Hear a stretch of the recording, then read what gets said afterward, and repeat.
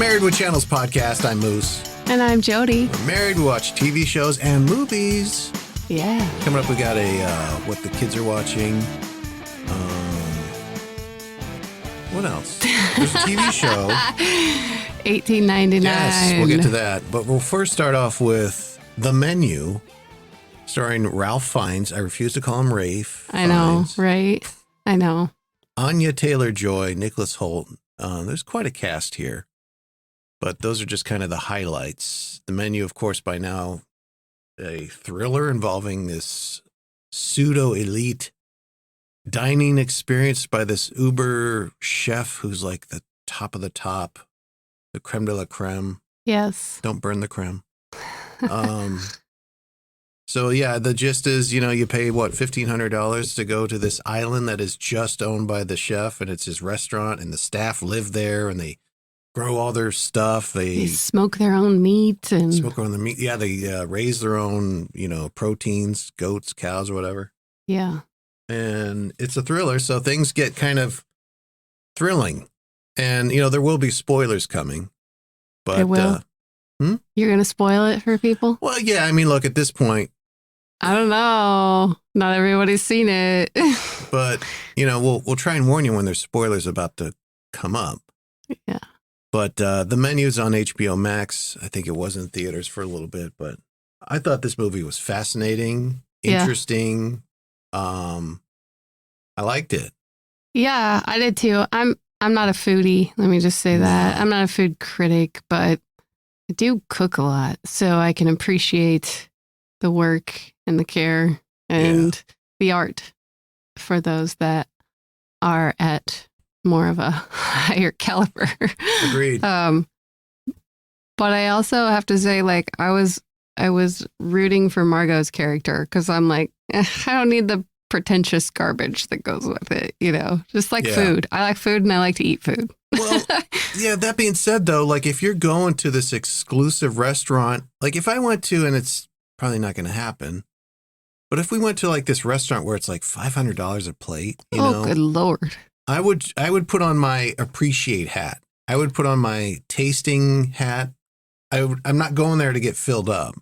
I'm not going there to be, oh, I'm so stuffed. Because that's not typically how those places go, right? Right. It's not about quantity. It's quite literally about quality. Right. But if I taste something and I like it, I want to keep eating it. Right.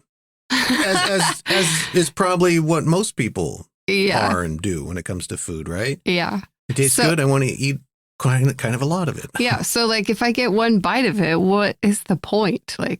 Just to punish me it's some fleeting thing, I can never have it again. That's just kind of silly for food. But anyway, this is a high-end dining experience. The Anya Taylor-Joy character is good because it's definitely our proxy in the movie. We identify with her. Yeah. This is not an experience where normally is on our radar, and she's not really she's kind of rolling her eyes at all of it. Yeah, she kind of makes fun of all of it. But the story's interesting because you're like, who are these people? They live on this island. And again, I got to emphasize the staff live on the island. Mm-hmm. The security guys live in a bunk in this big, almost kids campaway camp style sleeping arrangements where the cots are all lined up. Mm. And this is their lives. Yeah. So what I couldn't connect is why would they stay there? Why not just leave the island at the end of the day? Well, because and here's where maybe spoiler alert, people, if you haven't seen it yet. Some of them were wronged by a chef. Why would you stay? That's the thing that was not really explained or touched on is what is this hold he has over these people? Right. Other than these people are culinary devotees. Maybe. And he's the cream of the crop. And you want to learn from him. And I want to be associated with him. And to do that, I have to live here. Maybe. But, aside from that, why are these people, and spoiler alert, why are these people shooting themselves in the head for him and this dinner? Now, granted, this is probably the final dinner he's doing with his staff, and he somehow convinced them of. He's kind of Jonestown them somehow. I was going to say, is this kind of like a cult where It's they're like all a kind of cult. brainwashed into doing Kind of. whatever? It seems like it, right? Yeah, and I don't know if you need to spend much time on that. Yeah. And everybody who's dining there just kind of goes along with it. But The this sheer subservience of these people to the chef. But this kind of thing, what happens in this movie, what transpires eventually with this menu, has not happened before. We kind of went through that scenario. No, because one of the characters, his name is Richard Liebert. But anyway, he's been there a few times. He's done it a few times. Yeah. And this was, he made no insinuations that, something bad happened. Sure. By all accounts, you show up, you pay your $1,500, and you have a exquisite dining experience. Then they ship you home. Mm-hmm. But not this time. This was the denouement, the finale of this chef's career in the Hawthorne restaurant. But if you haven't seen the menu yet, spoiler alert, it culminates in essentially this murder-suicide between the guests and the crew and the chef and the sous chefs, all of them. And it's fascinating to watch the story unfold. I know halfway through, I was thinking, once they started, once the one sous chef shot himself in a part of the menu, I was thinking, okay, this is going to, at the end, they're going to reveal it was all staged, blood squib, blank. And it's all to propel the customers to really appreciate, because they're going to explain your heightened sense of your own mortality makes you appreciate things more, including taste and the food.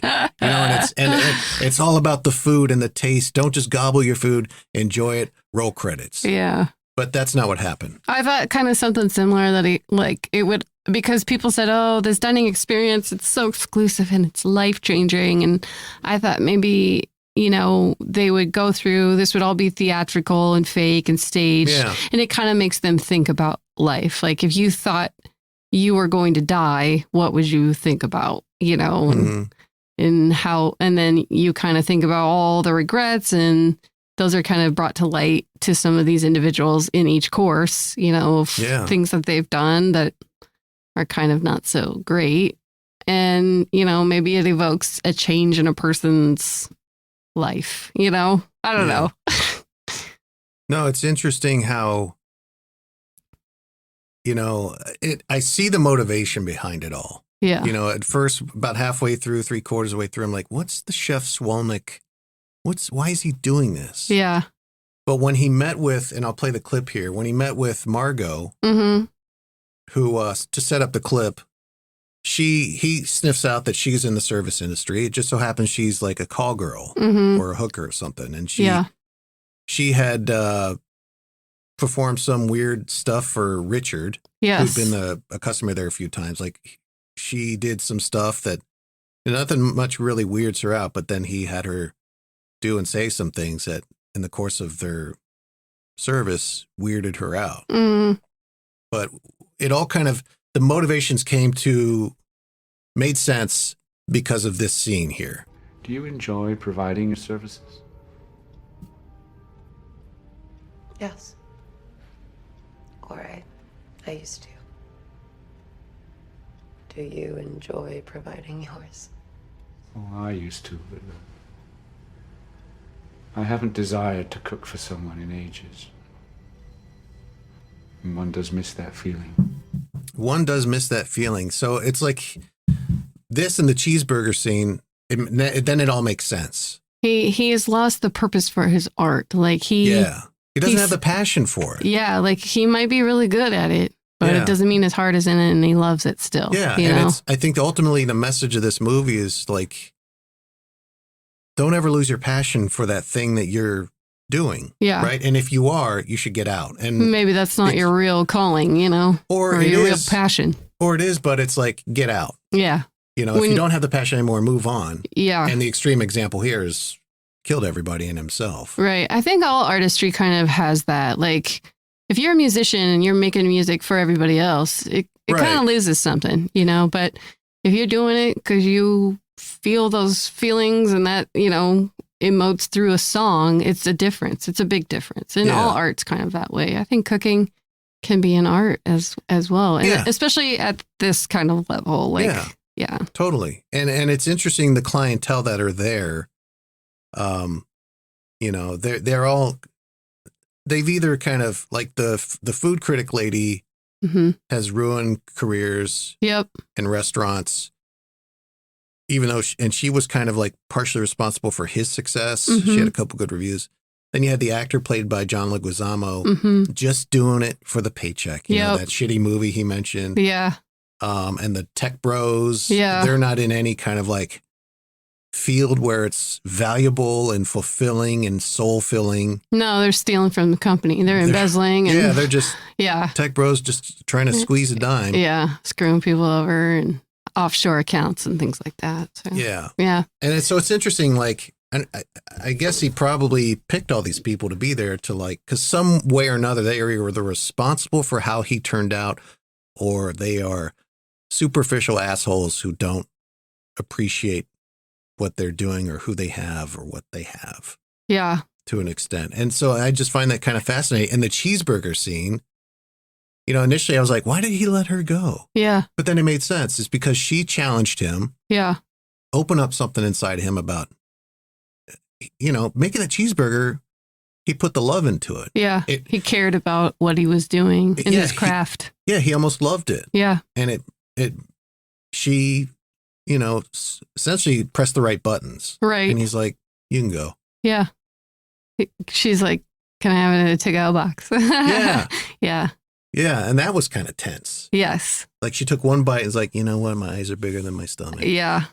And I was like, oh, what's he going to do? But, what's her angle? She did something right, Yeah. And but I think a lot. Sorry, go ahead. Well, and so she's like kind of maybe a little like trepidation there. Like, how far can I push this? Is he going to let me go now? But I think based on that conversation we just played, she realized, because before she asked for the cheeseburger, they show her Anya Taylor-Joy, and she has this revelatory look on her face. Yeah, like, I know how to do this. And then she turns around and kind of dresses him down a little bit and orders the cheeseburger. She knows that he has lost his passion. Yeah. And that, you can make a cheeseburger. If you can make it with love, then you still have the passion. Yeah. I was almost hoping at that point there'd be a redeeming process with the chef where he'd be like, you know what? I'm just going to burn this place to the ground. You all can go. Yeah. And I'm going to open a cheeseburger shop. Right. Or, a mom and pop thing. Because that's where the love and the passion is for him. So, it was, and then she gets on the boat, and I don't know if the engine cut out or if she shut it off, but I think she shut it off. Yeah. Went out on the bow of the boat, pulled out that cheeseburger and started eating and watching the whole island just go up in flames. I thought the menu was really good. Yeah. And it had those moments that you have to have in a thriller, those kind of lighter moments. Okay, can I say one that's a lighter moment? Yeah. There was a course in the tasting menu where it was labeled Men's Folly. And then that's the kind of where they, spoiler alert, there's a spoiler here. They separated the men from the women. Yeah. And they gave a course to the women, and it had some sort of foam on top. And at first I thought that was like, ew, did they like put bodily fluids in their food? Like, ugh. And when they were kind of eating it and describing the foamy, I'm not usually a fan of foam. I was kind of laughing inside. Like, what are they getting at here? Is this supposed to be what I think it is? Oh, gross. And like, I think, it's disgusting. I think it was Judith Light's character, Richard's wife, who said, I don't usually like eating foam. Yeah. And I'm just thinking of it now, like, okay, was that a symbolic type I don't of move? know. Like, by foam and her not eating it, is she saying she doesn't normally... I don't know, but gobble, gobble, gobble. That's what I thought it was, of an adult nature. We'll just say that, okay? I thought the most obvious lighthearted moment I thought was perfect was when Ted, Leslie's magazine publisher, whatever. Yeah. They're trying to, the men run to get away. Yeah. He's hiding out in the hen house. And then the window opens and a hand comes in with a dish saying, Congratulations. As the last person found, you get a complimentary Yeah. egg touffant, whatever. Yeah. It is kind of poetic because he's technically being a chicken shit hiding in the chicken Oh, good building. call. You know what I mean? Good It's call. I kind of didn't notice funny. that, yeah. But I thought the movie was well made, well acted. And for a movie that takes place essentially in one room, Yeah. kudos to them. Yeah. Because a lot of COVID-made movies, you get that sense of kind of, not claustrophobia, but kind of like, okay, give me another set piece. Need here. something different Give me another here. location. Yeah. But it totally worked here. And Yep. the menu is really good. I highly recommend it. Yeah, I liked it too. Yeah. And now we want cheeseburgers. Yeah, we're going to make those cheeseburgers. Yeah, we are. Hell yeah. Can I get a hell yeah? Can I get one? No. Moving on to television show. Yes. I mean, the irony here is just a few days ago it was announced that 1899 on Netflix has been canceled. Mm-hmm. And I'll get to in a moment why Netflix cancels what they cancel. Okay. It makes sense. It's kind of interesting. It's kind of annoying if you're a fan of a show. But 1899, it's set like back when steamships were essentially the only transportation. And people were immigrating to America. Yeah. So this old ship, a la Titanic, is cruising around. There's a sister ship of its that's disappeared. They happen upon it, or they go to find it, but they find it. And there's this weird stuff happening. It's kind of Ghost-like, supernatural, if you will. it's like a ghost ship going on, and there's like on the ship that they're on, there's the secret passageway into the captain's quarters, and flashbacks, and mysterious people who may be up to no good. Yeah, there's this weird beetle that crawls around. Yeah, this guy swims from the mystery ship, swims up onto the regular ship. Yep. And he lets a beetle into a room. You mentioned it. It's kind of has a Lost vibe to it. It totally does. And it's like a puzzle movie almost. And I've read a couple things like, okay, you need to watch this with the subtitles on because you don't want to miss any of the languages. Yeah, okay. You know, what they're saying. Still. So it's one season. It's one and done now. Uh-huh. But I want to finish the season.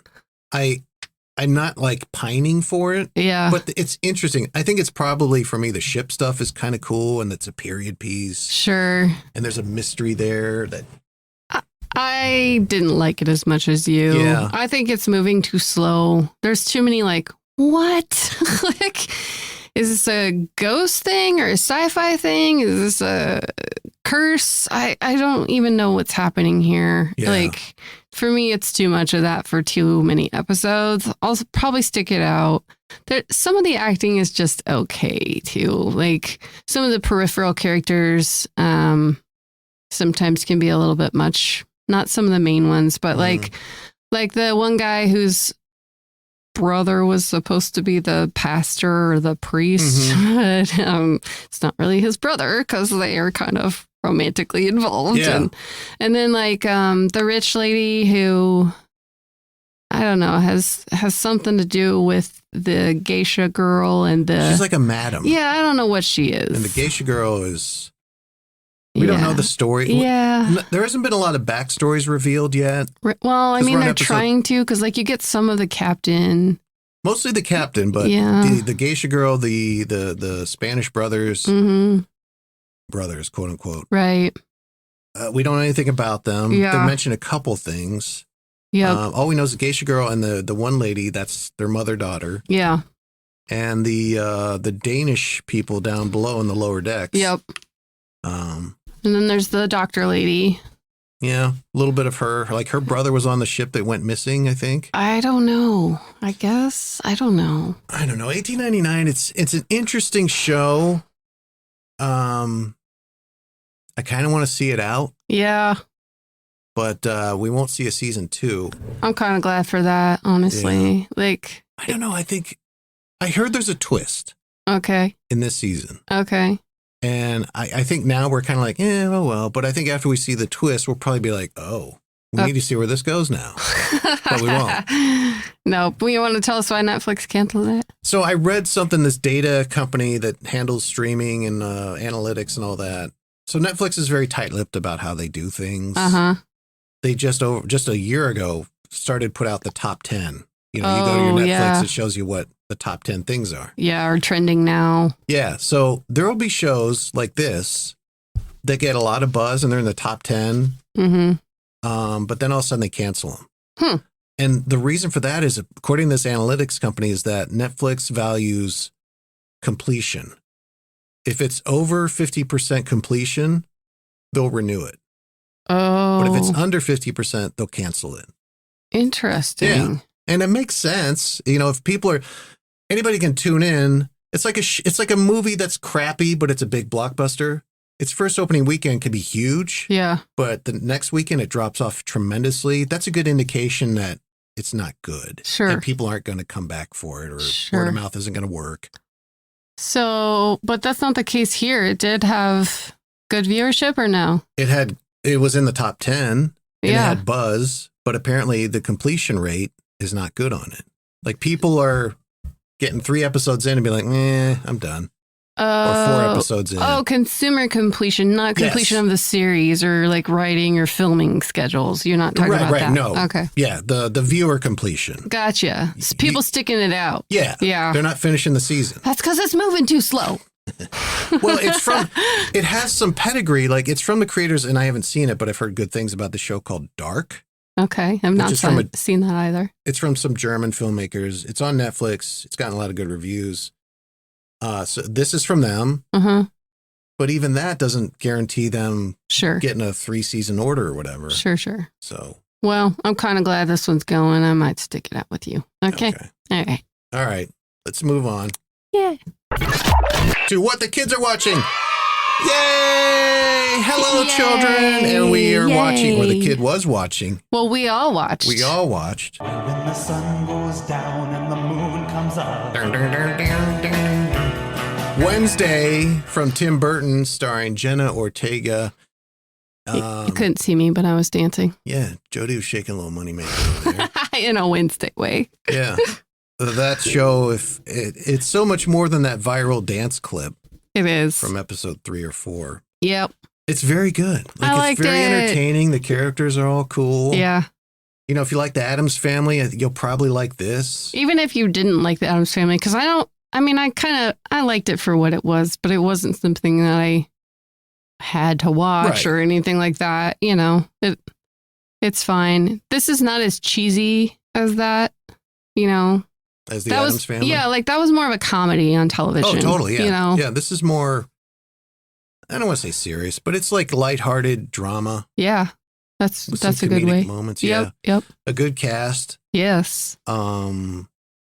It's interesting, like and they don't have a lot of screen time, but Morticia and Gomez Adams, Mm-hmm.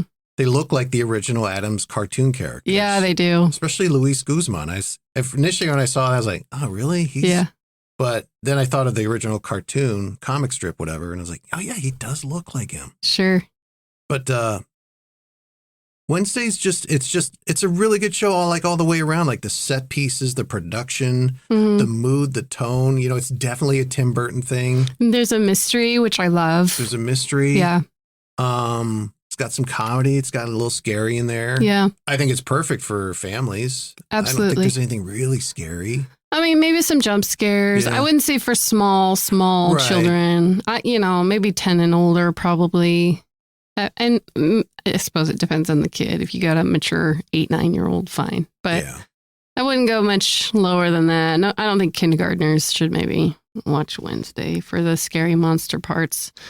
I don't know. Unless you want to be up with your kid with nightmares. That's my recommendation. Oh, nobody does that. The only thing I didn't like, and it's minor quibble, is the monster in the movie looks kind of cartoony. Looks a little cheesy. It looks a little like kind of 3D animation-y. Yeah, kind of hand drawn. No, it just doesn't look real. Sure. I don't think it's supposed to. Maybe. Well, if you got a monster in a real world, I think it should look like you could touch it. You know, like that's something you would see. Yeah. But again, a minor quibble. The show's great. Maybe that's just the silliness of Tim Burton coming in, you know? Yeah. He kind of does things different and quirky and Yeah, maybe he wanted to kind of allude to some of his puppet movies, or Maybe. that movie Big Eyes. I don't know. I don't know. But I found myself watching going like, is Wednesday ever going to smile? Like, what would make her smile? Never. And it never happened. Nope. But she did kind of allow certain feelings to happen. Yes. Great cast, great pacing. You finish an episode, you want to watch another one. Yeah. I look forward to season 2. Apparently they got completion percentage Nice. because there's going to be season 2. Now I heard it might be on Amazon Prime though. Oh, interesting. Because there's MGM produces it, which is owned by Amazon. Mm-hmm. So it might be on Prime Video instead of Netflix. I don't know. Regardless, I think most people will be able to see it, but Yep. You like a Wednesday. I did. I love the cello solo. That's pretty sweet. Oh, The yeah. music in it's pretty good. And yeah, like you, I like the set. The costume design is Mhm. good. The way they show the girls' personalities in their rooms, that's kind of cool. And Yeah. yeah, there's some good stuff there. Yeah, I like the world they've built there with Wednesday. And I love Gwendolyn Christie. I think Oh, yeah. from Game of Thrones. She's Sure. Brianna Tarr. She's good. She's so tall. Very. Like, there's a couple actors she was standing next to. I'm like, Jesus. Yeah. And that actor's not super short. Yep. But yeah, she's a good actor. Yeah. Jenna Ortega looks like she's probably going to be a star. Yeah, she's got quite a bit of work under her belt now since her childhood star Yeah. days. But Yeah, but go check out Wednesday. yeah. You got some kids 10 plus. I think they'll probably dig it. You got anything else? Nope, that'll do it. That'll do it. With that, we'll wrap it up. Jody's doing her Wednesday dance. I'm chair dancing awkwardly. Fold out chair dancing. That's what the new podcast is called. No, it's actually called Married with Channels, where we review TV shows and movies. We'll be back here again with some more. We got a backlog of things to talk about. Oh my. We'll get to it. Until then, my name is Moose.